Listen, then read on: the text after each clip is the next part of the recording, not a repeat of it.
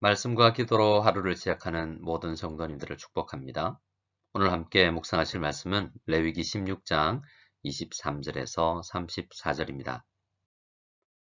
같이 말씀을 읽겠습니다. 아론은 회막에 들어가서 지성소에 들어갈 때 입었던 세마포 옷을 벗어 거기 두고 거룩한 곳에서 물로 그의 몸을 씻고 자기 옷을 입고 나와서 자기의 번제와 백성의 번제를 드려 자기와 백성을 위하여 속죄하고 속죄제물의 기름을 제단에서 불사를 것이요 염소를 아사셀에게 보낸 자는 그의 옷을 빨고 물로 그의 몸을 씻은 후에 진영에 들어갈 것이며 속죄제 수송아지와 속죄제 염소의 피를 성소로 들여다가 속죄하였은즉 그 가죽과 고기와 똥을 밖으로 내다가 불사를 것이요 불사른 자는 그의 옷을 빨고 물로 그의 몸을 씻은 후에 진영에 들어갈지니라. 너희는 영원히 이 규례를 지킬지니라. 일곱째 달 곧 그 달 10일에 너희는 스스로 괴롭게 하고 아무 일도 하지 말되 본토인이든지 너희 중에 거류하는 거류민이든지 그리하라. 이 날에 너희를 위하여 속죄하여 너희를 정결하게 하리니 너희의 모든 죄에서 너희가 여호와 앞에 정결하리라. 이는 너희에게 안식일 중에 안식일인즉 너희는 스스로 괴롭게 할지니 영원히 지킬 규례라. 기름 부음을 받고 위임되어 자기의 아버지를 대신하여 제사장의 직분을 행하는 제사장은 속죄하되 세마포 옷, 곧 거룩한 옷을 입고 지성소를 속죄하며 회막과 제단을 속죄하고 또 제사장들과 백성의 회중을 위하여 속죄할지니 이는 너희가 영원히 지킬 규례라. 이스라엘 자손의 모든 죄를 위하여 1년에 한 번 속죄할 것이니라. 아론이 여호와께서 모세에게 명령하신 대로 행하니라. 아멘. 레위기 16장은 하나님은 죄를 용서하시는 분이시며 죄 용서를 위해 꼭 필요한 것이 무엇인지에 대해 가르칩니다. 그래서 레위기 16장은 죄를 해결하는 것이 중요하다고 말하는 이 레위기 전체의 핵심을 잘 설명하고 있는 장입니다. 그리고 이 레위기는 전체 모세오경의 핵심이 되기도 하는데요. 모세오경 5권 중에 중심부를 차지하는 책이 레위기도 한 것입니다. 속죄일은 히브리어로 욤 키프루라고 말합니다. 이스라엘 달력으로 7월 10일이고요. 오늘날 우리의 달력으로는 10월 초순에 해당하는 때입니다. 이스라엘 백성들에게 이 날은 가장 중요하고 거룩한 날이며 지금도 유대인들은 이 날이 되면 회당에 함께 모여서 우리가 묵상하고 있는 이 레위기 16장을 낭독하고 묵상합니다. 우리가 지난 시간 동안 11장에서 15장을 살펴오는 동안 우리는 우리 주변에 얼마나 부정함이 광범위하게 퍼져 있고 또 우리가 얼마나 쉽게 이 부정에 전염될 수 있는지를 살펴보았습니다. 그래서 더욱이 이 속죄일이 우리에게 중요한 것입니다. 속죄일은 부지 중에 지은 죄까지도 1년에 한 번 정결하게 해주는 의미가 있습니다. 따라서 이 날은 이스라엘 백성들에게 큰 위안과 평안이 주어진 날이었을 것입니다. 나의 죄를 인하여서 부정해졌을 수도 있는 성소까지도 이 속죄일을 통하여서 정결하게 되었기 때문입니다. 오늘 본문은 23절부터 살핍니다. 제사장은 자신과 가족 그리고 이스라엘 백성들의 속죄를 위해서 지성소까지 들어가서 제사를 드립니다. 여러 가지 규례를 행하고 나서 나와서 제단을 정결하게 하고 또 아사셀 염소에게 이스라엘 백성들의 모든 죄를 맡겨서 광야로 내어 보냅니다. 그리고 나서 이 일까지 하고 나서 제사장이 그 이후에 해야 될 일들에 대한 설명이 시작됩니다. 제사장은 우선 지성소에 들어가서 예식을 진행할 때 입은 옷을 벗고 물로 몸을 씻은 다음 자기 옷으로 다시 갈아입어야 합니다. 그리고 다시 한번 번제를 드리는데요. 제사장 자신의 번제와 백성들을 위한 번제를 드려야 합니다. 그리고 26절에서는 앞서 모든 백성들의 죄를 지고 광야로 보내진 아사셀 염소를 보낸 사람이 해야 할 일도 기록되어 있습니다. 그 사람은 그 일을 행할 당시 입었던 옷을 빨고 물로 몸을 씻은 이후에 다시 진영으로 돌아와야 했습니다. 27절에는 일반적인 속죄제와 다른 내용이 설명되고 있는데요. 보통의 일반 백성들의 속죄제의 경우에는 속죄 제물의 일부가 제사장의 몫으로 돌아갔습니다. 하지만 속죄일에 드리는 속죄제 수송아지와 염소의 가죽, 그리고 고기와 똥은 모두 밖으로 내어서 불살라야만 했습니다. 그리고 이 불사르는 일, 그 제물을 불사른 사람도 다시 그의 옷을 빨고 물로 몸을 씻은 후에 진영으로 돌아와야 한다라고 기록하고 있습니다. 29절부터 우리 마지막 절까지는 이 속죄일에 대한 결론 부분인데요.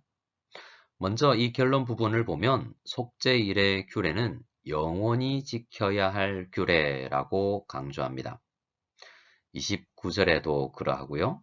그리고 34절에도 이렇게 이야기를 하고 있습니다. 영원히 지켜야 할 규례라고 천명하고 있는 것이죠. 이 속죄일의 규례는 영원히 지켜야 한다면 우리는 왜 오늘날 이 성경을 묵상하고 있으면서도 속죄일을 이렇게 지키지 않는 것일까요? 영원히 지켜야 할 규례인데 말입니다.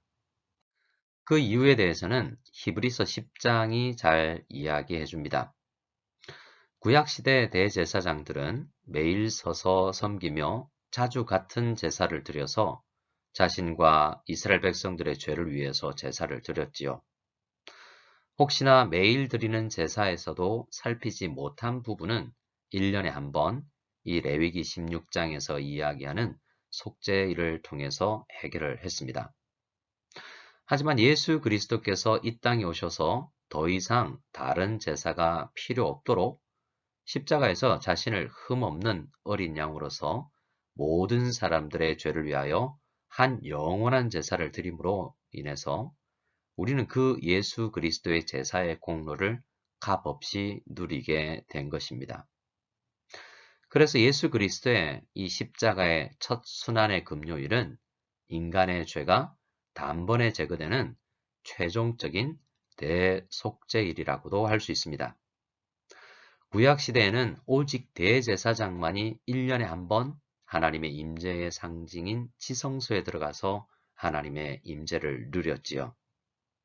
하지만 이제는 예수 그리스도께서 한 영원한 제사인 속죄 제사를 드렸기 때문에 이제는 그리스도 안에 있는 믿는 사람이면 누구나 이렇게 하나님의 임재를 누릴 수 있게 되는 것입니다.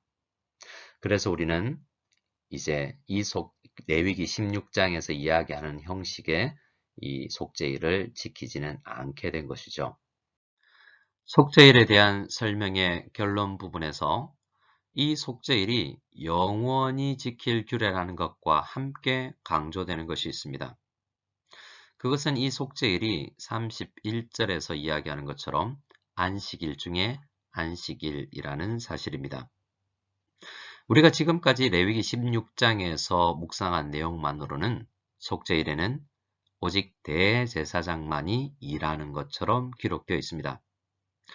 그러면 나머지 일반 백성들은 무엇을 해야 할까요? 하나님의 백성들은 이 날을 안식일 중에 안식일로, 즉 안식일의 진정한 의미를 생각하고 지켜야 하는 보통 안식일보다 더욱더 안식의 의미를 깊이 묵상해야 되는 날이라고 말합니다. 29절 말씀에 의하면 이스라엘 본토인이든지 이스라엘에 섞여서 살아가는 거류민이든지 누구든지 스스로를 괴롭게 하고 아무 일도 하지 않아야 한다라고 말합니다. 이 안식일 중에 안식일에 행해야 하는 두 가지가 이 스스로를 괴롭게 하고 아무 일도 하지 않는 것이라는 것입니다. 우선 스스로를 괴롭게 한다는 것은 금식하며 근신한다라는 의미입니다. 여러분 아시는 것처럼 금식이란 나의 힘과 능력으로는 이 문제에 있어서 아무런 영향을 끼칠 수 없다라는 것을 인정하고 오직 하나님만을 바라는 신앙의 행위입니다. 그러면 아무 일도 하지 않아야 한다라는 것은 어떤 의미일까요? 정말 문자 그대로 아무것도 하지 않고 손 하나 까딱하지 않고 누워만 있어야 하는 것일까요? 출애굽기의 10계명에 대한 안식일의 설명에서도 동일한 것을 강조하는데요.